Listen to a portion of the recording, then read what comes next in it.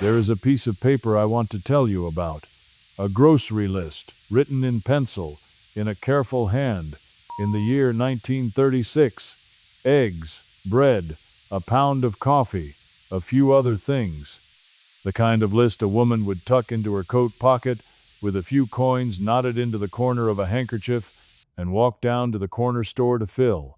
It is an ordinary little thing, and yet when we sat down and did the math on it, item by item, all the way up to the prices you and I pay in 2026, what we found was so striking that I had to check the numbers twice. Because it is worse than you think. Not just higher, worse. And the reason why is something nobody talks about anymore. So grab yourself a cup of coffee, find your chair, the good one, and settle in with me a while. Because we are going to walk through that 1,936 grocery list together, one item at a time, and I am going to show you exactly what each thing cost back then and what it costs now, and what the difference really means for a family trying to get by. And I will tell you this right up front, so you have something to watch for. There is one item near the end of that list, just one, where the number jumps so far that it tells the whole story of the last 90 years all by itself. I will get to it, but not yet. Let it sit in the back of your mind as we go. And while you settle in, do me a small favor. Tell me down in the comments where you grew up, and whether your mother or your grandmother kept a list like this one. I would love to know. There is something about a handwritten grocery list that holds a whole life in it if you know how to read it. Now, let us begin where the list begins. Number 1. A loaf of bread. In 1936, a loaf of bread cost about 8 cents, 8 pennies. Think about that. You could buy bread for a week with the change that falls behind your couch cushions today, and it was not the soft, pale, plastic-wrapped bread we know now. It was real bread, often still warm, wrapped in paper by the man behind the counter. Many families did not even buy it. Your grandmother baked her own 2 or 3 loaves at a time, and the smell of it filled the whole house on baking day, that warm, yeasty smell that meant home. Today, that same loaf of ordinary bread runs you well over $3, and the good bread, the honest bread, costs 5 or 6. Now here is the takeaway, the part you can use. A loaf of bread baked at home still costs less than $1 in flour and yeast. Less than $1. The skill your grandmother had was not just thrift, it was freedom from that shelf at the store. And it is a skill you can still learn on a quiet Saturday afternoon. Number 2. A quart of milk.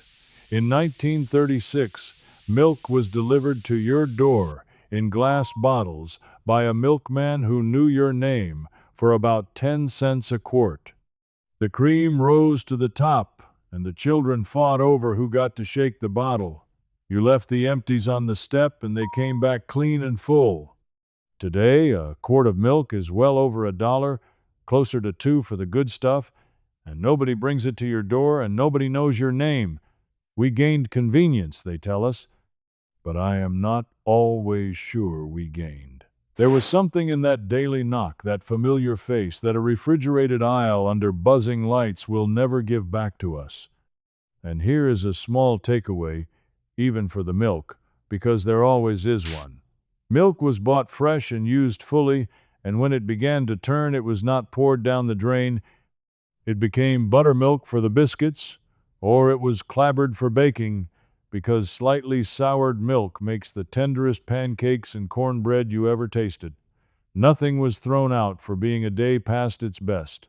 We have been trained to fear a date stamped on a carton and to throw away perfectly good food the moment that date arrives, and that fear costs the average family hundreds of dollars a year in good food sent to the trash. Your grandmother used her eyes and her nose, the way people had for thousands of years, and she wasted almost nothing. That is a small bit of old wisdom worth carrying into your own kitchen tomorrow. Number 3. A dozen eggs. And here is where it starts to sting, because you have felt this one yourself lately, haven't you?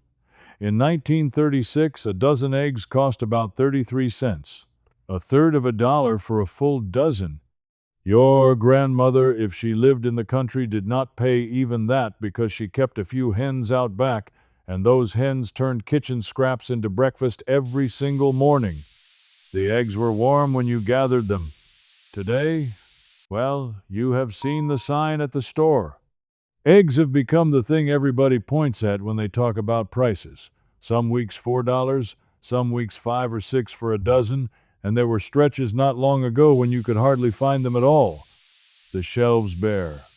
A limit of 1 carton per customer, like something out of the very depression we are talking about. And folks who had never thought twice about an egg suddenly understood, in their gut, how fragile the whole arrangement really is. The old answer is the same answer it always was. A few backyard hens, where you are allowed to keep them, will give you eggs for the cost of a little feed and a little care and table scraps that would otherwise go in the bin. 3 or 4 hens will keep a family in eggs nearly year-round, and they are cheerful, easy creatures that practically raise themselves. There was a time when nearly every household, even in town, kept a few hens in the yard, and nobody thought it strange at all. Folks are rediscovering that right now. All over this country, the chicken coop going back up in the suburban backyard, and I think their grandmothers would be proud. There is a deep and quiet satisfaction in walking out on a cold morning and gathering eggs still warm from the nest, a satisfaction that no trip to the store will ever match, and a security, too, in knowing that no shortage and no sign in the window can take your breakfast away from you. Number 4. A pound of butter.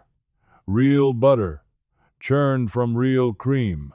In 1936, about 36 cents a pound. And butter was precious, never wasted, scraped to the last bit. Your grandmother saved the wrappers to grease her baking pans. Nothing went to waste in that kitchen, nothing at all.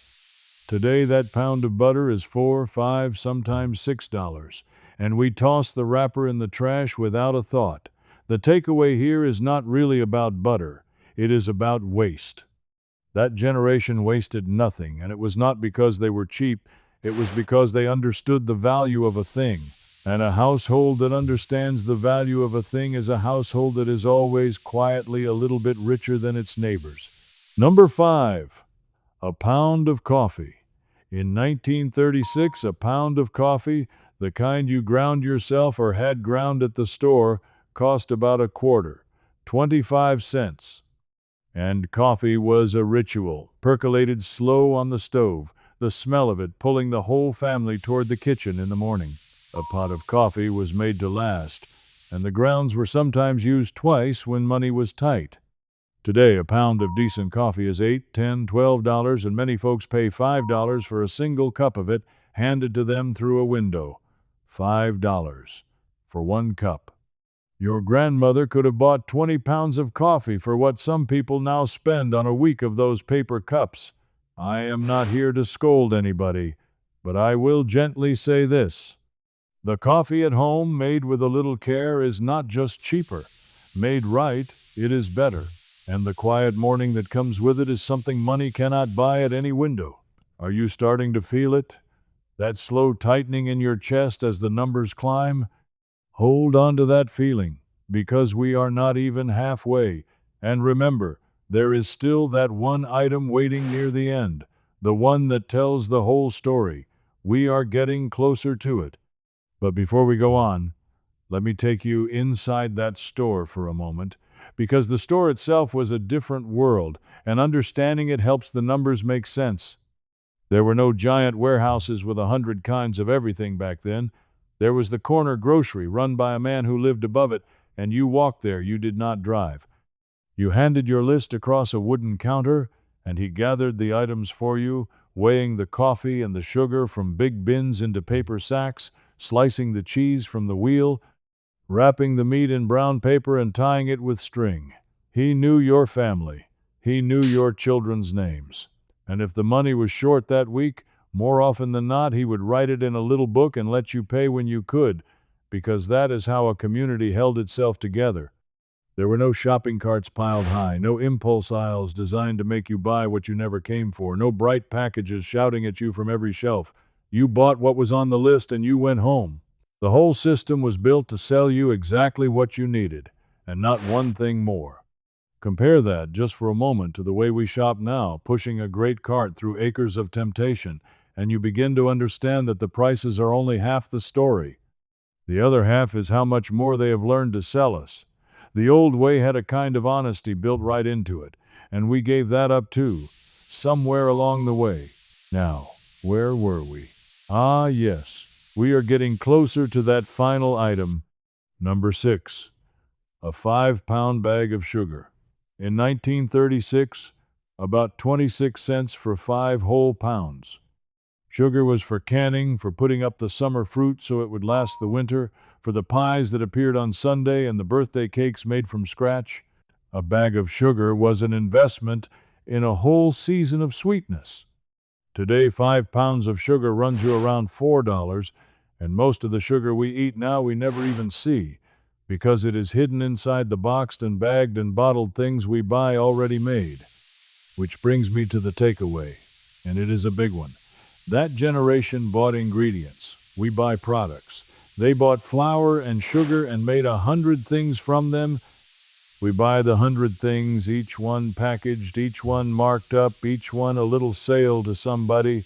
Learning to cook from simple ingredients again is, I promise you, the single biggest grocery saving most families will ever find. Number 7. A pound of bacon. In 1936, around 38 cents a pound. And bacon was Sunday. Bacon was special. The sound and the smell of it in a cast iron pan, and the grease, oh, the grease was never thrown out. It went into a tin can kept right there on the back of the stove, and that bacon grease fried the eggs and seasoned the beans and greased the pans all week long.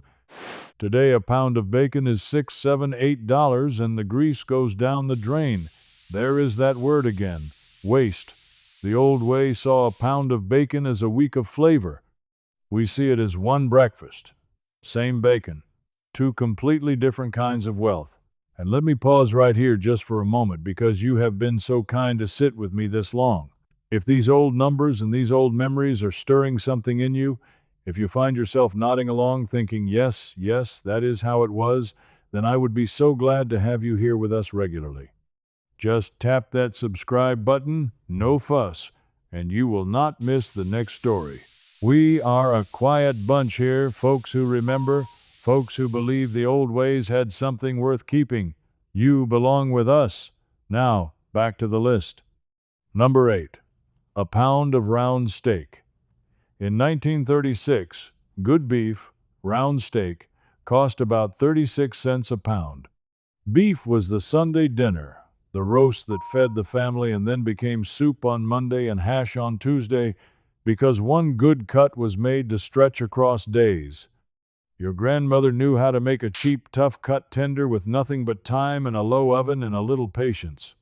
Today, that same round steak is $8, $10, $12 a pound, and the better cuts far more, and we have largely forgotten the long, slow cooking that turned the cheapest meat into the best meal of the week. The takeaway. The cheap cuts are still cheap. The chuck, the shank, the things that need time. Learn the old, slow ways, and the most expensive aisle in the store opens its doors to you again. Number 9. A whole chicken. In 1936, a whole chicken cost a little under $1, and a chicken was an event. Sunday chicken. And nothing was thrown away. The meat for dinner, the bones for broth, the fat rendered, even the feet went into the soup pot for richness. One chicken became 3 or 4 meals in the hands of a woman who knew what she was doing. Today, a whole chicken is cheap by comparison to other meats, $8 or $9, and yet most folks now buy only the pieces, the boneless breasts in the foam tray, and pay double for the privilege, and throw away the very bones that hold the most nourishment and flavor of all. The takeaway: buy the whole bird, learn to break it down, save the bones for broth. You will eat better and pay half exactly the way your grandmother did. Number 10. A 10-pound sack of potatoes. In 1936, about a quarter for 10 pounds. The potato was the great stretcher, The thing that filled the plate and the belly when money was thin, fried, mashed, baked, boiled, put into soup and bread and even pancakes. A sack of potatoes in the cellar meant a family would not go hungry. Today, 10 pounds of potatoes is $5 or $6, still one of the great bargains in the whole store, and still one of the most honest, filling foods there is. Some things, thank goodness, are still within reach. The potato remains the friend of the careful household, exactly as it always was. Now we are coming up on it, the item I promised you. But let me give you two more first, because they matter. Number 11, a pound of cheese. In 1936, about 23 cents a pound for good store cheese, cut from a big wheel right there at the counter. Cheese was kept in the cool of the cellar or the ice box and used carefully, the rind saved to flavor a pot of soup. Today, a pound of real cheese is $5, $6, $7, and the cheap stuff is hardly cheese at all. The takeaway: buy the block, not the pre-shredded bag, because you are paying extra for the shredding and the additives that keep it from clumping. Grate it yourself. It is cheaper, it melts better, and it is the kind of small, honest habit that adds up over a year. Number 12, a pound of flour, or rather, the big sack of it. In 1936, a whole 24-pound sack of flour cost under $1. And the flour sack itself was treasure, because the companies, knowing folks would reuse them, printed the cloth sacks in pretty patterns.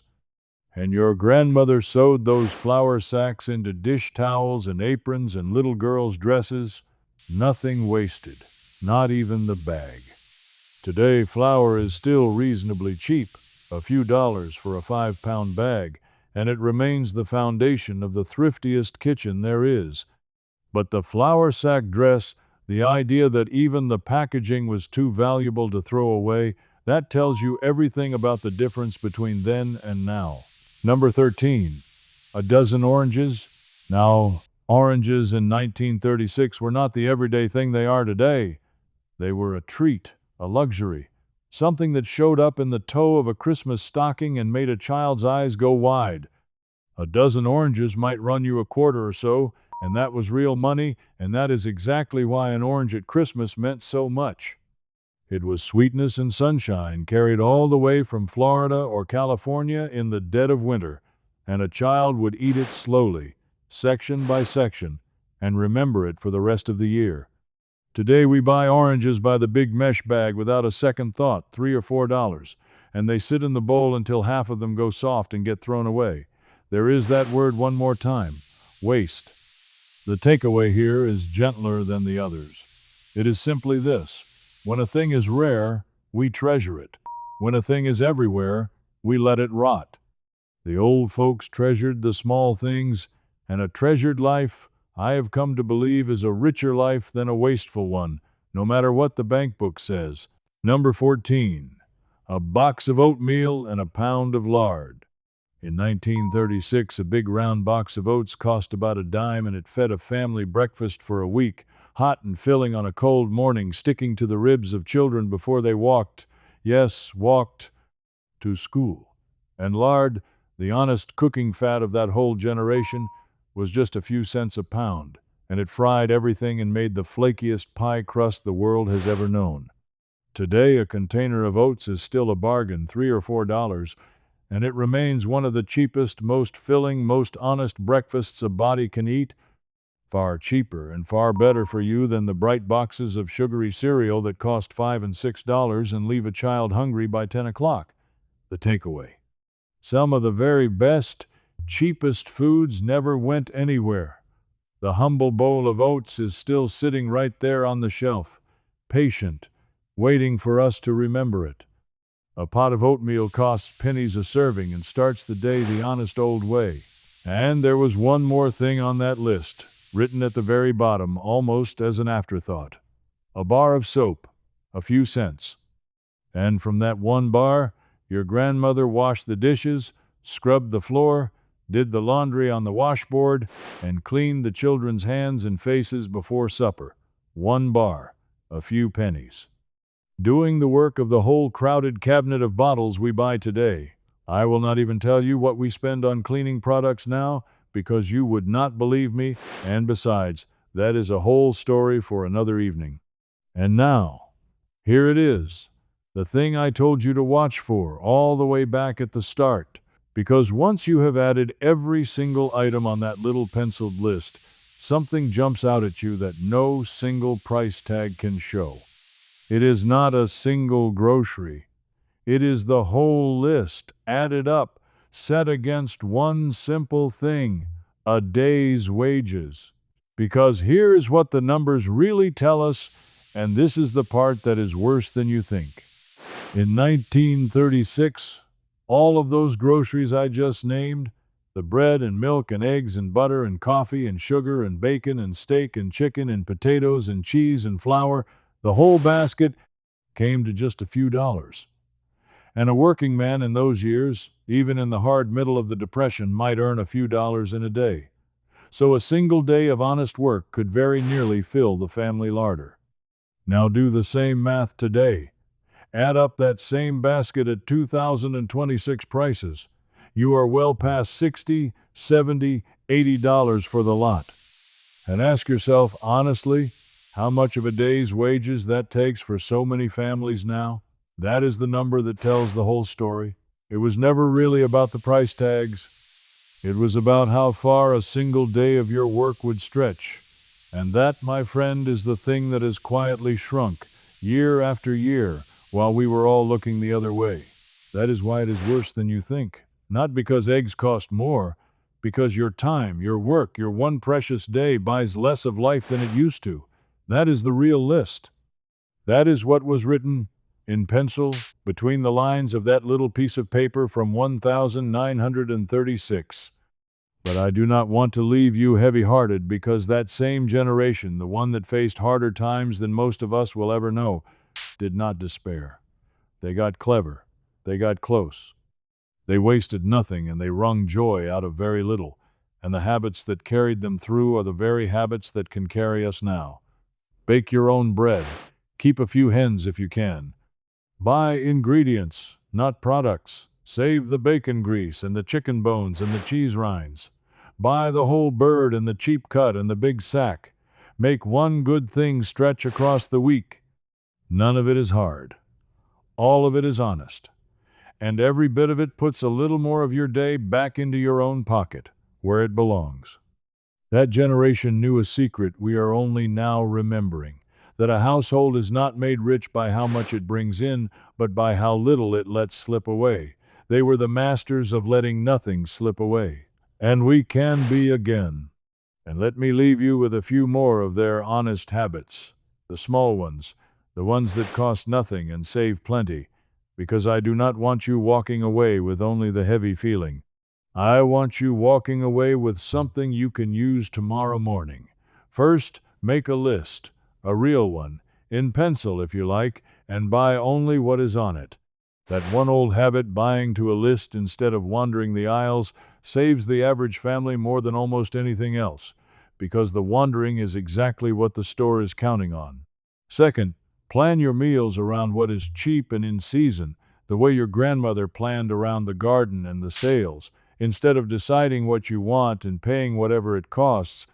Third, cook once and eat twice, the way that Sunday chicken became Monday soup. A pot of something simmered on the weekend feeds you for days and costs a fraction of the boxed and frozen meals. Fourth, keep what they called a grace pantry, a little store of the cheap lasting staples, the beans and rice and oats and flour, bought when they are cheap, so you are never at the mercy of a bad week or a high price. And fifth, the deepest one of all, learn to see waste. Really see it. The food that rots in the back of the refrigerator, the leftovers scraped into the trash, the bones thrown out, that could have been broth. The old folks saw every scrap as money, because it was, and once you start to see it that way too, you cannot unsee it, and your grocery bill begins to shrink all on its own. None of those habits require you to be poor, or to suffer, or to go without. They are simply the quiet wisdom of people who knew the true value of a dollar and a day's work, and refused to let either one slip carelessly through their fingers. That wisdom is not lost. It is just waiting, like that box of oats on the shelf, for us to pick it back up. You know, I have thought a great deal about that little penciled list and about the woman who wrote it. I do not know her name, I do not know her face, but I know her, the way you know her, because she was every grandmother in this country in those years. I can see her at the kitchen table in the lamplight, the coins counted out and knotted into the corner of her handkerchief, the list checked twice, so that nothing would be forgotten and no precious penny wasted on a second trip. I can see her walking to the store in her good coat, greeting the grocer, carrying it all home in her arms because there was no car, and there did not need to be. And I can see her in that kitchen, turning those few simple things into meals that her children would remember for the rest of their lives, not because the food was fancy, but because it was made with care and shared around a table where the whole family sat together every single night. That is the thing the numbers cannot quite capture, and it is the thing I most want you to carry away with you. Yes, a dollar bought more than. Yes, a day's work stretched further. But the deeper wealth of that generation was not in the prices. It was in the carefulness, the attention, the refusal to waste not just money, but time and family, and the simple sacred ritual of a meal made by hand and eaten together.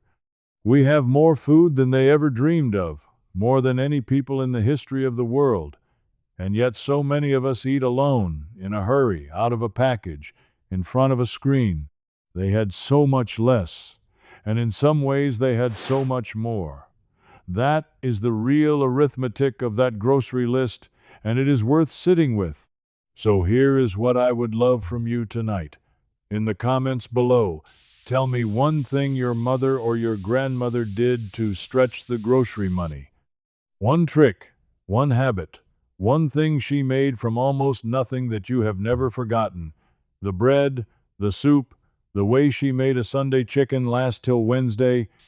Share it, because somebody reading needs to hear it, and together we can keep these old skills from disappearing for good. I read every single one, and I treasure them.